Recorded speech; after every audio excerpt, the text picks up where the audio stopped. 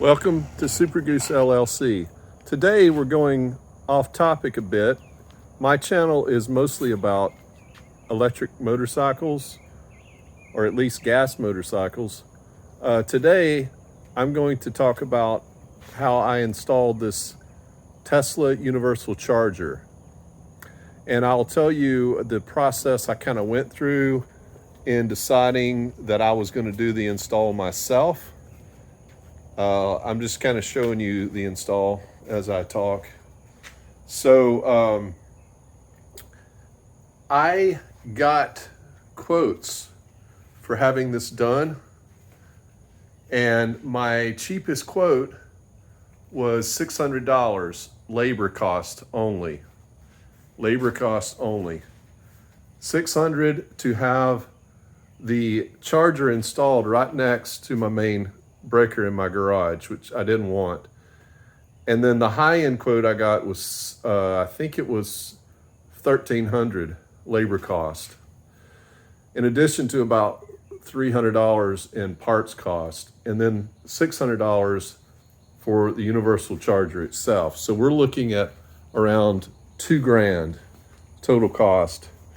And at that point, I started looking for videos on how to do the install myself. Now, I do have an electrical background. I'm an electrical engineer, but if you've done some basic home wiring projects before, it's not that bad. And it was helpful getting those quotes from the electricians, because I learned a few things and also learned that they don't know everything either. And I got some misinformation. So let me just tell you the basics first. This is a universal charger. And with this universal charger, it'll allow you to charge non-Tesla vehicles. And it's only an extra $100. I bought it directly off the Tesla website. At least I believe I did. I could have got it off Amazon. I don't remember, to be honest with you. In addition to that, I got an extension cable for it, because the other one is pretty long. I think it's maybe 20 feet or 15 feet, but it wasn't long enough to reach the vehicles that I wanted to charge. My Model S is over here, and that's where I park it, and I just needed a longer cord to make its way over there. So anyway, let's get back to the installation. So this was around $600, and then I spent another $300 in buying the breaker and all the wire that I was showing off. And the boxes and so forth, and the clamps, all that kind of stuff added up to about $300. And my cat's wanting in on the video, so there's the cat. Are you happy now? All right, I know you're happy. Okay, so you got to be quiet though for the video, okay? So yeah, so what you need is you need to buy a 60 amp breaker, and don't get a GFCI breaker. One of the electricians I talked to told me that I needed that. That is incorrect. It says it in the manual to not get a GFCI breaker. So, but you need a 60 amp one though, not a 50 amp. Then I use this MC cable to run that all the way over, and I ran it along the ceiling to get it out of the way. And then I ran it back down over here towards the front of my garage. So how I did this was I started with the wire, okay? So I started, let me go back to the breaker. And for my case, because this is flush to the wall, the main panel is flush to the wall, what I did was I drilled a hole just above the main panel, and I ran the wire, I stripped the wire out and I ran it through there, and I ran it through one of the holes. It was at the top up here. I ran it through one of those holes. Actually, I had to make a hole through the, the little things that you bust out. So I busted out one of those and made a new hole, and then I came into the main panel and I ran that down to the breaker. I wired the breaker up last, but I had the wire all ran down into there. Then I ran it out of, so I had all this wire sticking out of the hole up here where this box is.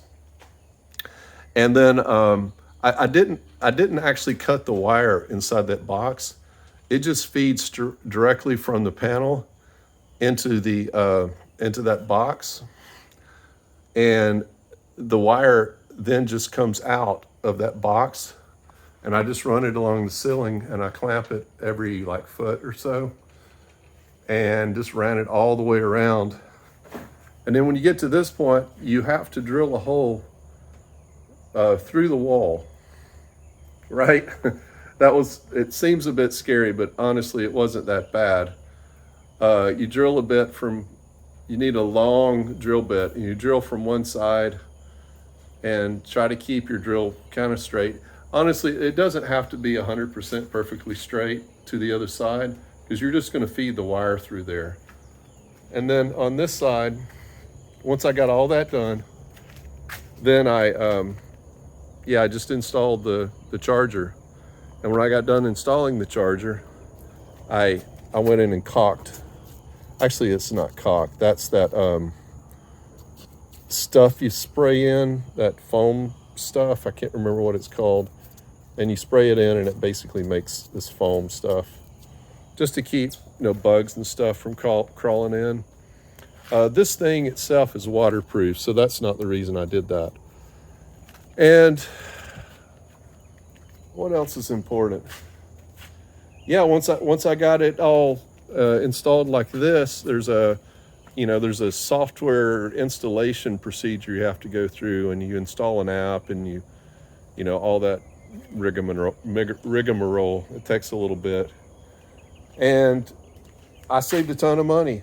So it's definitely a project that, if you've got some electrical knowledge, that you can do. You don't have to be an expert at it, and you can save a ton of money. In my case, my total cost was around $900, $600 for the charger and $300 for the wire.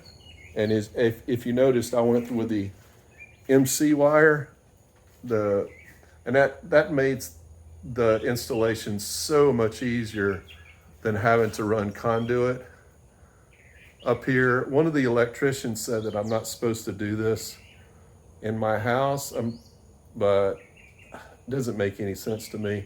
I think there's some stipulations that it has to be out of the way or something, and I think running along the ceiling should qualify for out of the way. So yeah, if you have any questions about this, I'll be happy to answer them. It only took me, I think it basically took a whole day to do all this. And one of the pain in the butt things I had to do was move this rack with all this junk on it out of the way so I could get back there. But in terms of the actual work, it wasn't bad. It was slightly fun, kind of fun. And yeah, but having that home charger is super great. We were charging off of 120 before, and it was only charging at 3 miles in 1 hour. And now we're charging at a rate of 30 to 40 miles in 1 hour. So when I get home, I plug it in, and in 4 hours, it's back to 80%. That's where I keep it charged to, between 20. I try to keep it, well, I plug it in every time I get home, so it charges up to 80% every night. So anyway, any questions, let me know. Have a good day.